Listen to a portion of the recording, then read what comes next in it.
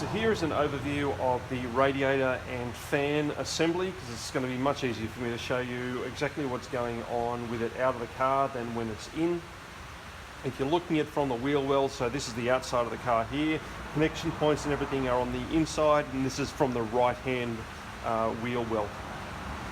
You've got the radiator connections here that run to the radiator. The radiator sits sandwiched in the middle here, so you've got the two connections there. You've got the bleeder connection there. At the back here is this frame, and the frame is supports underneath the radiator, and we'll have a look at that in a moment. And it sort of holds onto everything, and embedded inside of that is the fan. So what we need to do, if we want to remove the fan or to take anything apart, we need to remove this frame here first, and then once we do that, then we can remove the radiator at the front if required. If you are just replacing the fan, you don't need to drain the coolant. All of the radiator, etc., can stay in place, and we just rotate the frame out, and then we separate everything out from this.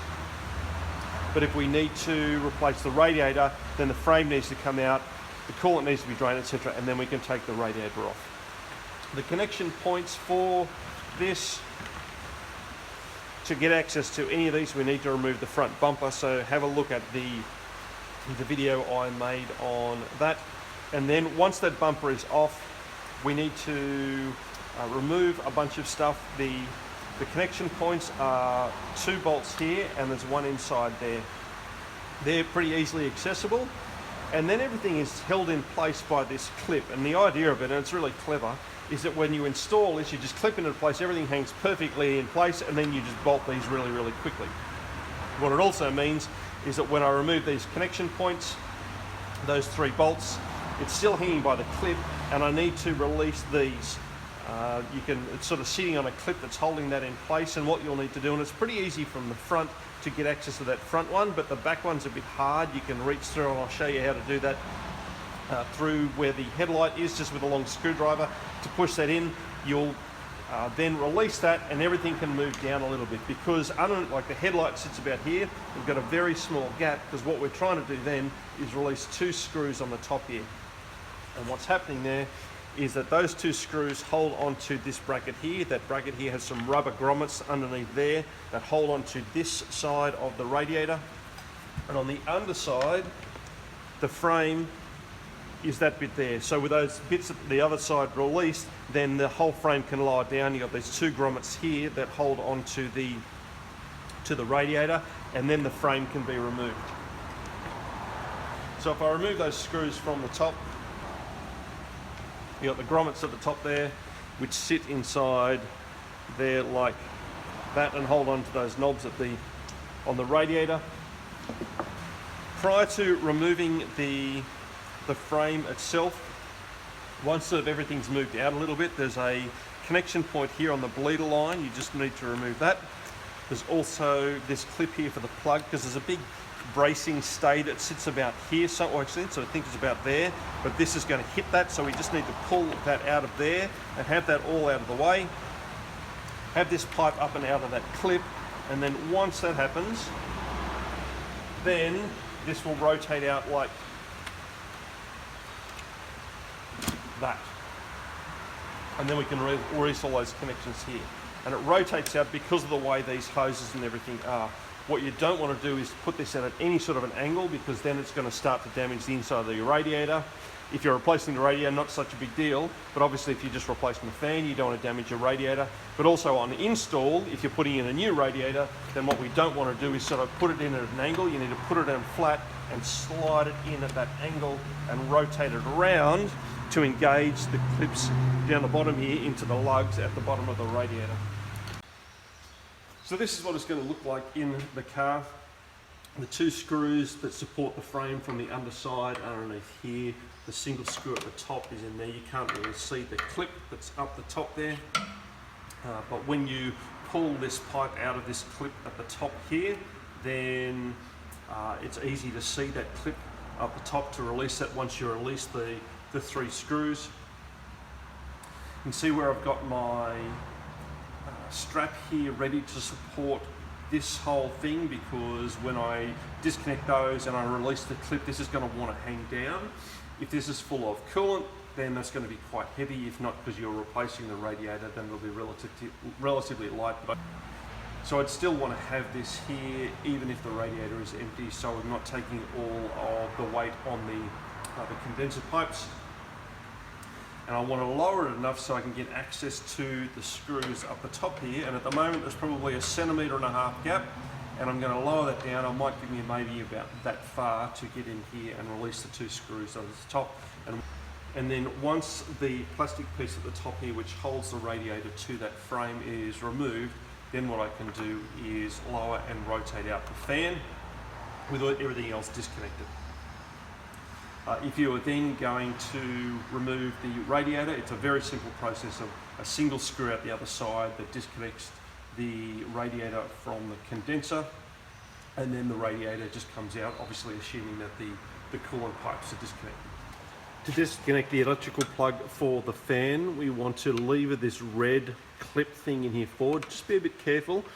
The tab underneath it that you're going to then depress afterwards or pull rearwards is just behind there, so you don't want to dig your screwdriver in here a long way and reef this out because you might break the clip. You just want to get the end of the red clip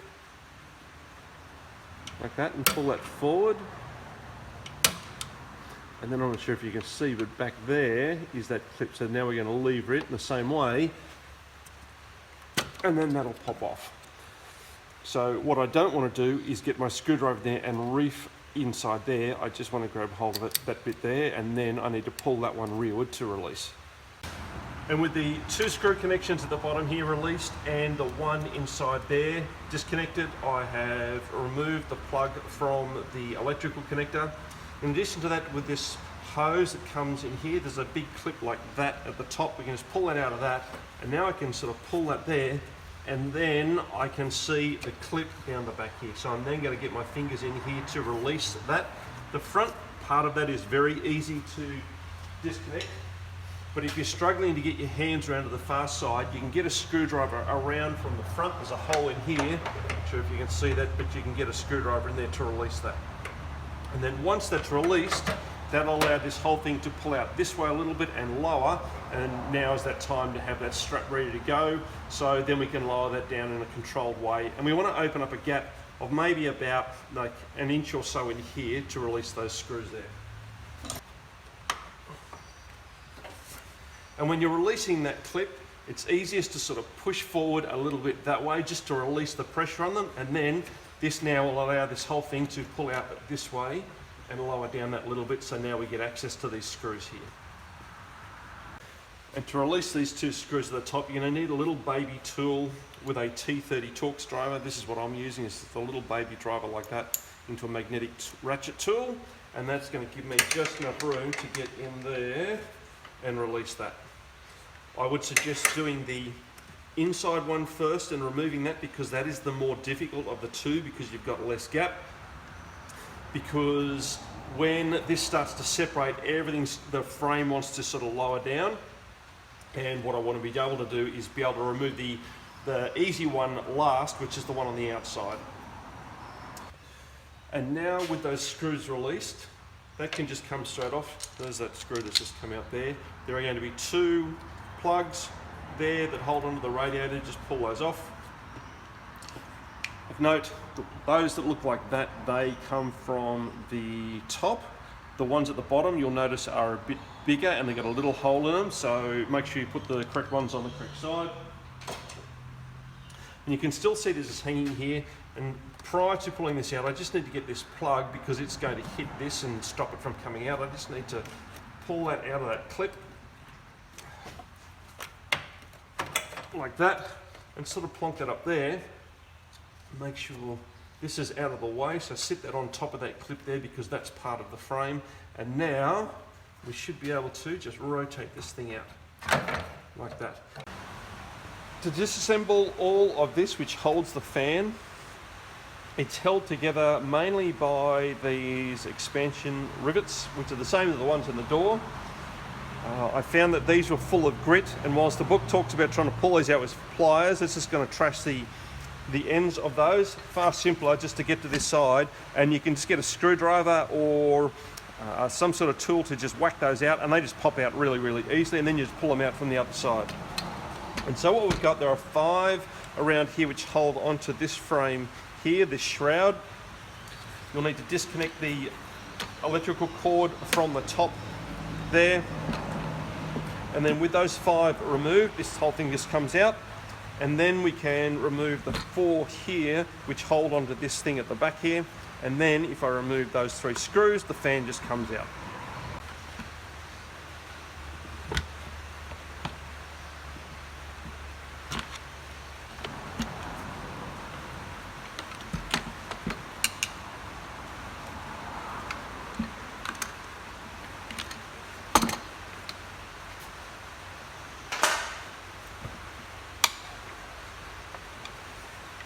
And with the press rivets for the fan, they're not going to be immediately obvious, but if you rotate it around, you can easily get access to them in there.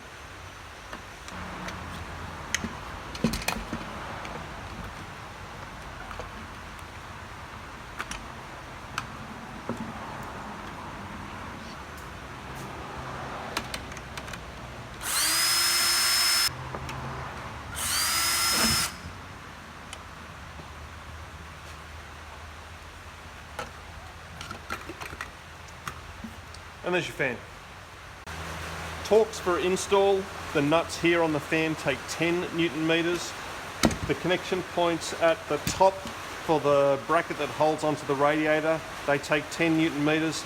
And the connection points here and here, those M8 screws take 23 Newton meters.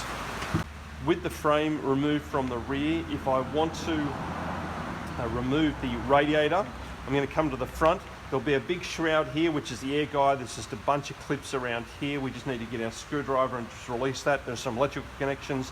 I'll show you that as well. But then there's just a single screw here.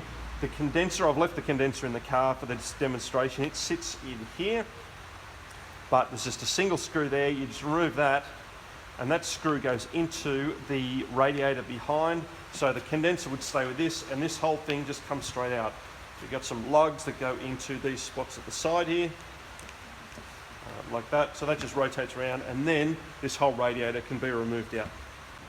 If you need to remove the radiator, you'll need to remove the air guide out the front here. It's very simple. There's just a bunch of clips around the outside. So you just get your screwdriver underneath of each of these and just pry those out, and this thing just unclips.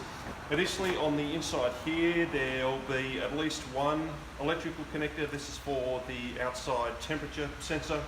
There may be another one there, so make sure you disconnect that and remove that, because we've got a single screw here which holds the condenser to the radiator itself. And once we remove the fan and the frame, we will remove that to release the radiator. If you do need to drain the coolant up here, the pipes here, these clips, just get a pick tool and just pull those off around the outside, and then you can see the flange on the top, which is part of the hose assembly.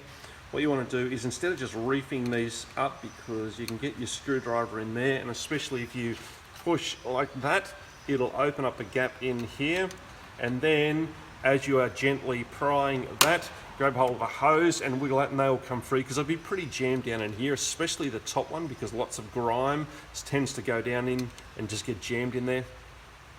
And then to refit those, clean them out and re-grease them, etc., you want to have the clip in that correct position. So take notice of that before you pull that off. So you want that installed so it's in the groove, and then the pipe just pushes straight down into it. And that's the same for both of those. For the bleeder connection here, the clip in the middle there, you want to press that down. Now that's half disconnected at the moment, but you want to press that down whilst you're pulling that together, so it's all released, and then with that pressed down, you can pull that clear. That's obviously only if you need to replace the radiator, or you're removing the radiator for whatever reason. If we're just replacing the fan, none of that needs to be done. And now to remove the radiator, once that frame is gone, I'm going to leave it still supported by this strap. I'm going to release the single screw that's on the other side here from the front. That will release the frame here, and then we just need to remove the radiator from these 2 lugs there, because it'll just be sitting here like this with this strap in place, and then once it's free, then I can either maneuver it out of this around the hose here, or I can just release my strap and the thing will just come free. Let's just come out of those lugs there, and now you can see that whole thing just comes free. If you had it in this state here, I'd definitely suggest cleaning the condensers from the inside, or if you need to replace a condenser, this is where you need to get to be able to do that. And with that screw at the front here that held onto the radiator, I can just push that rearwards like that, and this whole thing will just slide straight off.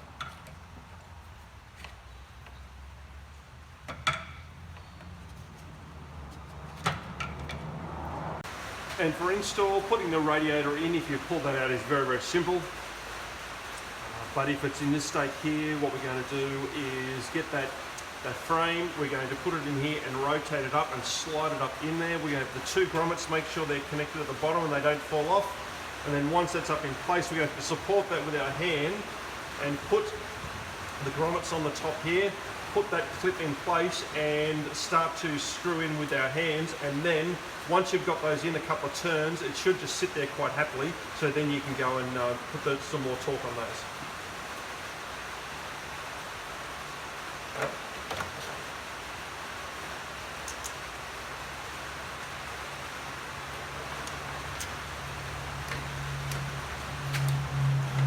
You need to pull it out this way a little bit just to get that clip clear so you can put the radiator up in place.